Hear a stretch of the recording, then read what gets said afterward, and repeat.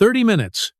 That is how long every ticket to the Alex Eala match at the Canadian Open lasted before it was gone. 30 minutes for a Wednesday night session in Toronto. 30 minutes for a 21-year-old from the Philippines who had never played a single match at this tournament as a seeded player. The organizers had already made their decision about her. They put her on the grandstand. 2,800 seats. A good court, a solid court, the kind of court you give a player who is interesting but not essential. She sold 5,000 tickets. So the tournament director did something you almost never see at a WTA 1000 event. He moved her. He took her off the small court and put her on center court, the main stage, the stadium the sport reserves for its biggest names.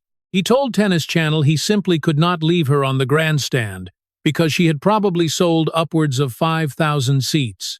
Now here is the number that should stop you cold. Go back exactly 1 year. Same tournament. Same country. August of 2025. Alex Eala walked out for a round of 128 match, the very first round. The round nobody televises. She took the opening set from Marketa Vondrousova. Then she lost the next two. 6-3, 1-6, 2-6. Gone on day one. And the seats around that court were mostly empty. 12 months. That is the entire distance between those two moments. 12 months between a player who went out in the first round in front of almost nobody and a player a tournament had to physically relocate because she outgrew the second biggest stadium on the grounds. So what happened in between? That is the question this whole video is going to answer. And I want to warn you now. The answer is not the one you are expecting. It is not a new coach. It is not a rebuilt forehand. It is not a fitness breakthrough. Something changed in who was watching her, and something changed in what she was carrying onto the court every time she walked out there. But to understand any of it, you cannot start 12 months ago. You have to go back a lot further than that. You have to go back to a 13-year-old girl alone, getting on a plane. To understand why 5,000 people bought tickets to watch one player in Toronto, you have to understand what it actually costs to become a tennis player in the Philippines. It costs leaving. There is no development pipeline. There is no national academy pumping out hardcourt specialists the way the United States does, or Spain, or China.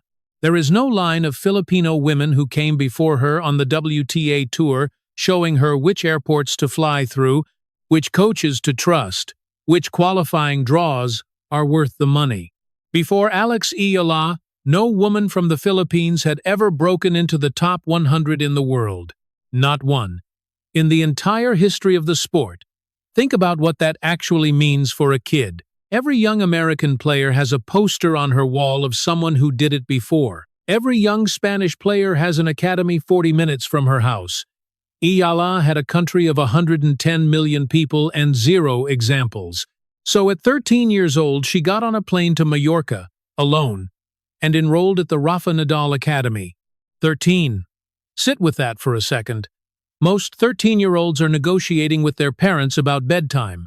She was learning a new language, in a different hemisphere, 8,000 miles from her mother, on a schedule built for professional athletes. She did not come home for holidays the way other kids did. Home became a place she visited. And the thing about that bet is that it is completely unhedged. If it works, she becomes the first. If it does not work, she is a 22-year-old with no education path, no ranking, no sponsors, and a decade of her childhood spent on clay courts in a country that was never hers. For a while, the bet looked like it was paying off. In 2022, she won the US Open Junior title, Junior Grand Slam champion. Filipino flags in New York, headlines back in Manila. Proof that the plane ride had been worth it. But here is what nobody tells you about Junior Grand Slam titles. The WTA Tour is a graveyard of junior champions. Look up the list of girls who won junior slams over the last 20 years, and then look up where they are ranked now. Most of them never cracked the top 50. A lot of them never cracked the top 200. Winning at 17 against other 17-year-olds and winning at 21 against grown professionals. who hit the ball 20 miles an hour harder, are two completely different sports wearing the same clothes. So she came onto the tour carrying a label. Promising, talented, one to watch. And every single one of those words is a compliment with a countdown attached to it. Promising means you have not done it yet. Talented means the results are still owed. One to watch means we are waiting. And if you are watching this right now and you already knew some of that story, if you have been following her since the junior days, or since the first time you saw a Filipino flag in a stadium where you did not expect one, do me a favor and drop her name in the comments. Not for me.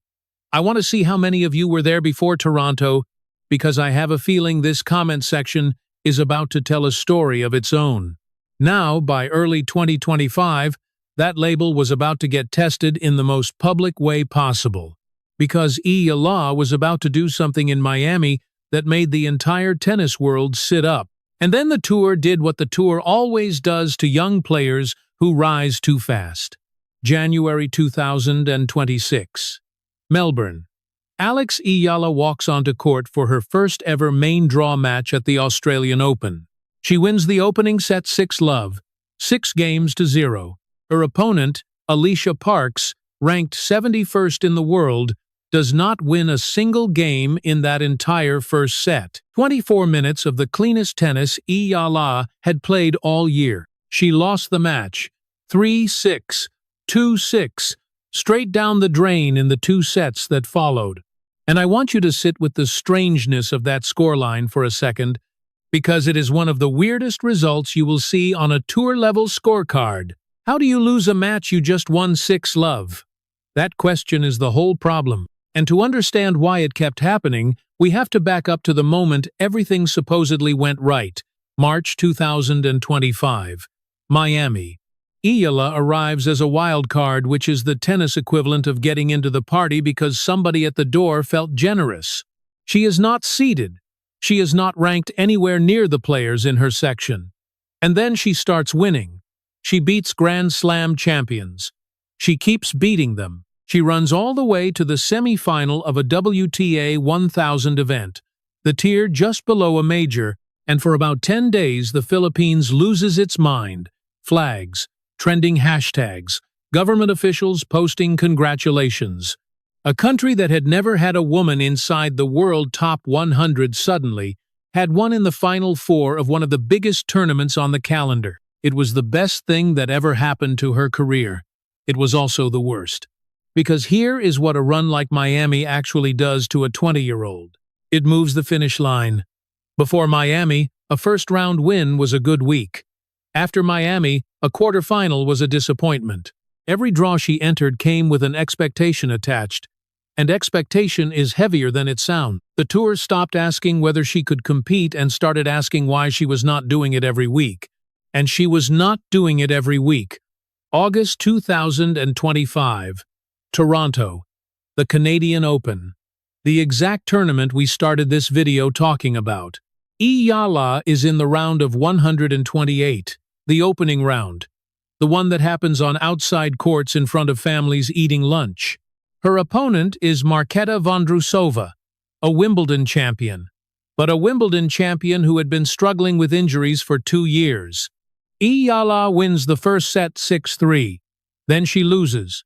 1-6, 2-6, 3 games in 2 sets.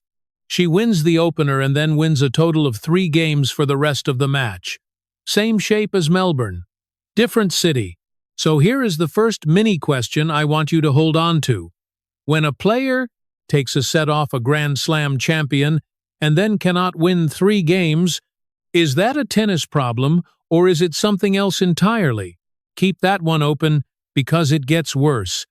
Look at the list of players who beat Alex Eala across that stretch. Jessica Pegula, Leylah Fernandez, Zheng Qinwen, Iga Swiatek, Maya Joint, Renata Zarazua. Read those names again slowly, because they are not all the same kind of loss. Pegula, Swiatek, Zheng, those are top of the sport. Those are losses you can explain to yourself at dinner. But Maya Joint and Renata Zarazua are not names that end careers. Those are the losses that get inside a player. Those are the ones where the press conference question is not, "What did you learn?" It is, "What went wrong?" And then Melbourne happened. The 6-love set, the collapse. And now the pattern is not a coincidence anymore. 3 times, in the biggest arenas she had access to, Eala had built a lead and could not hold the thing she built. Which brings the second mini-question, and this one is uglier. What if the problem is not that she cannot beat these players, but that she cannot beat them for 2 straight hours? Because that is what the data was starting to look like. The forehand worked. The serve worked. The movement worked. For a set. Sometimes for a set and a half. And then something in the machinery would slip and the match would leave the building. Coaches have a word for this. They call it a closing problem, and it is the single hardest thing to fix in professional tennis because you cannot practice it. You cannot go to a court on a Tuesday and rehearse the feeling of being 1 set up against a Grand Slam champion with 4,000 people watching and a country expecting. There is no drill for that. The only place you can practice closing is inside matches you are currently losing. And now stack one more thing on top.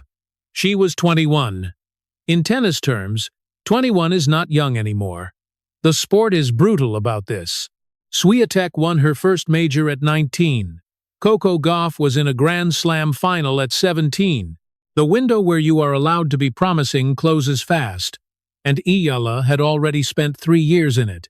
So by the end of January 2026, this is the honest reading of her situation. A junior Grand Slam champion with one enormous run behind her, a growing list of losses to players ranked below her, a pattern of leads she could not protect, and a country of 110 million people watching every single point. 6 players had beaten her, 6 names she could not get past, a wall with her name written on the other side of it.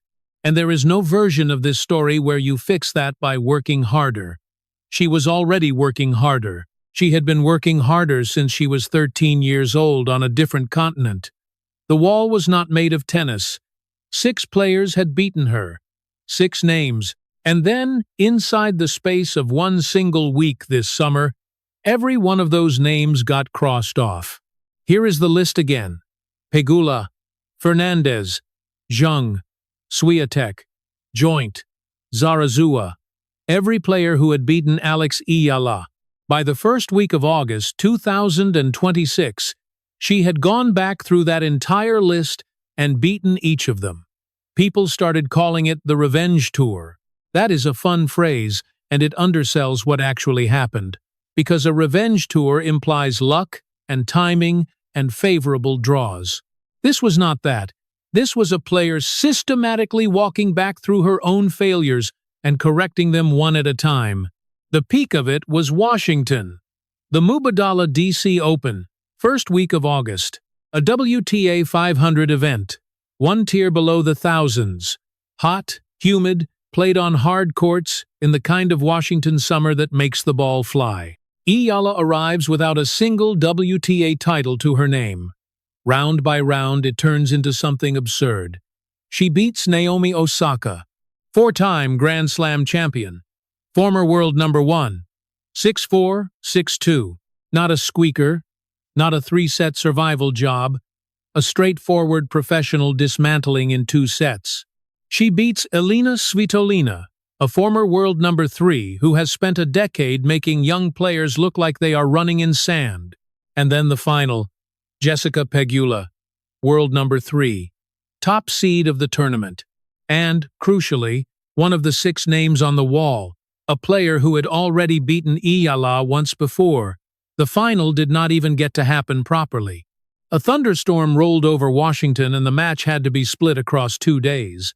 Which means Eala had to walk off court mid-contest, sleep on it, and come back the next day and finish the job with a title on the line and no rhythm to lean on. She finished it.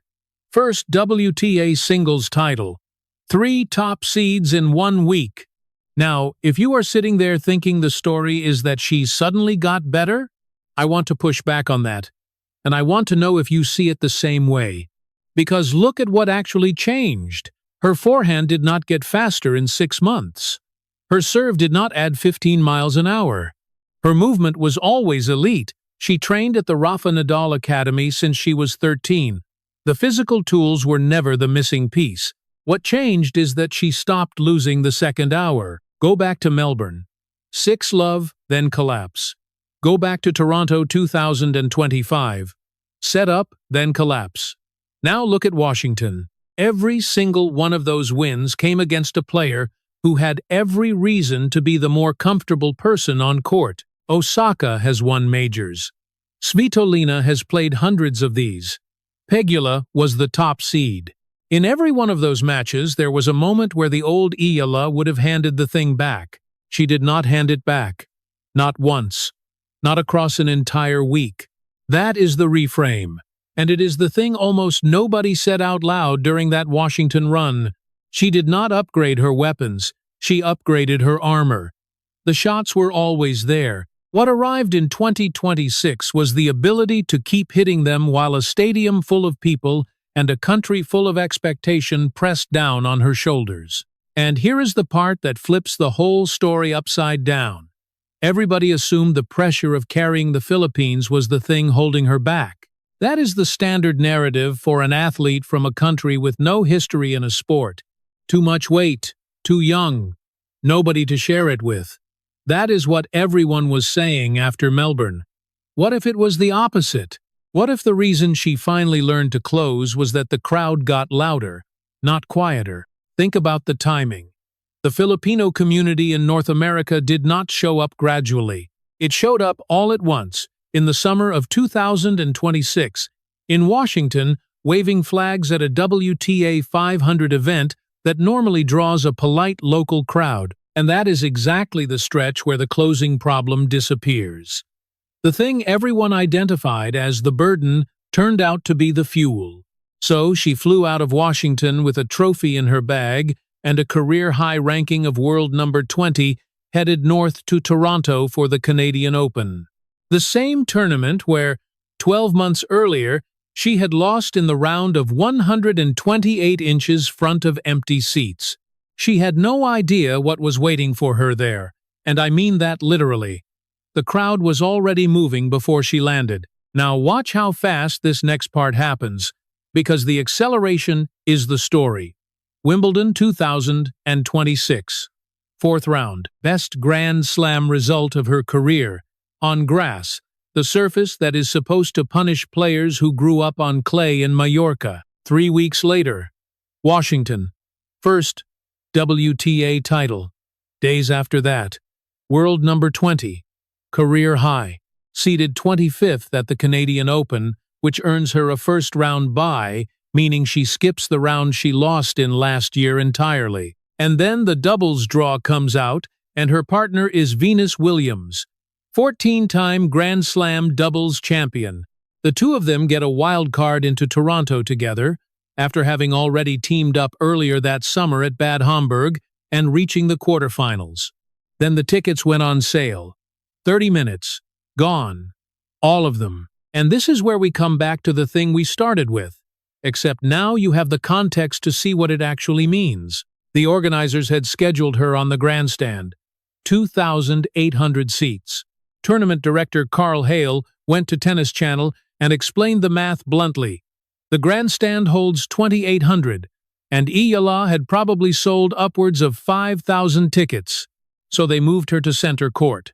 A 25th seed, in her first ever appearance at the tournament as a seeded player, promoted to the main stadium because of demand. But here is the detail that should genuinely stop you. That sold-out Wednesday night session in Toronto, Leylah Fernandez was on it.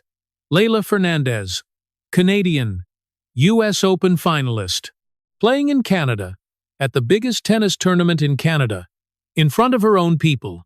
She was scheduled first, with Eala to follow, and the tournament director credited the ticket surge to the Filipina. Read that again. In Canada, at a Canadian tournament, with a Canadian star on the same night session, the sellout was attributed to a 21-year-old from Manila who had never won a match at that event in her life. Then she had to actually go out and play. Her opponent was Alicia Parks, the same Alicia Parks from Melbourne. The same player who had taken a 6-love opening set and turned it into a win 7 months earlier. Of every possible name that could have come out of that draw, tennis handed her the one match that was a perfect reconstruction of her worst moment. And the match followed the exact same script. First set, Eala 6, Parks 1. Total control. Second set, Parks 4-6. Parks fights back and takes it. Now we are in a third set, in a packed stadium, against the specific opponent who had done this to her before, in the specific situation that had defined every failure of her career. This is the moment. This is the whole video compressed into one set of tennis. 2-2 in the third. Level. Nothing separating them. Eala won the last 4 games. 6-2. 1 hour and 51 minutes. She closed it out with a hold to love. Not a single point conceded in the final game in front of a stadium full of flags. Round of 32. And a date with Katie McNally. She did not just beat Parks, she rewrote the tape. Same opponent. Same shape of match. Same pressure point. And this time, the second hour belonged to her. 5,000 tickets. 1 player. But the real story is not how many seats she filled. It is who was sitting in them. Here is the number I saved for you for staying this long. According to Tennis 365, the only other player believed to have sold out a Wednesday night session in Toronto in the past 20 years is Serena Williams. Serena Williams. That is the list. That is the entire list. And there is a symmetry to this that is almost too neat to be real. In the same tournament where Alex Eala became the first player since Serena to do that, she was walking onto the doubles court with Venus. One Williams sister as the historical benchmark, the other one standing on the same side of the net as her. So what actually happened here? Tennis has always sold tickets on rankings. That is the business. You put the top seeds on the big court, and the crowd follows the numbers. Alex Eala sold 5,000 seats at World number 20, on a night when a Canadian star was on the same card. In Canada, she did not sell those tickets on ranking. She sold them on belonging. Because for 110 million people, and for the Filipino communities scattered across North America, who have been buying tickets to watch other people play sports their whole lives, this was the first time the person on the court was theirs. That is not fandom. That is something else. That is a group of people who finally got to show up for someone. And the tour is going to have to reckon with that. Every North American tournament director just watched a 25th seed outsell the field on a Wednesday night. The scheduling, the court assignments, the wild cards, all of it gets calculated differently now because a market nobody knew existed just announced itself in a single half-hour ticket window. She is 21 years old. She has 1 WTA title, a career-high ranking, and the U.S. Open is 3 weeks away, in a city with one of the largest Filipino populations in the country. And for the first time in the history of this sport, the question about a Filipino tennis player is not how far can she go. It is who is going to stop her. I do not know the answer. Nobody does yet. But I am going to be covering every round she plays in New York. And if you want to find out with me, subscribe before the draw comes out, because the moment that bracket drops, we are going to know exactly how big this thing is about to get. Tell me in the comments where you think she finishes at the US Open. I have a number in my head. I want to see if you land on the same one.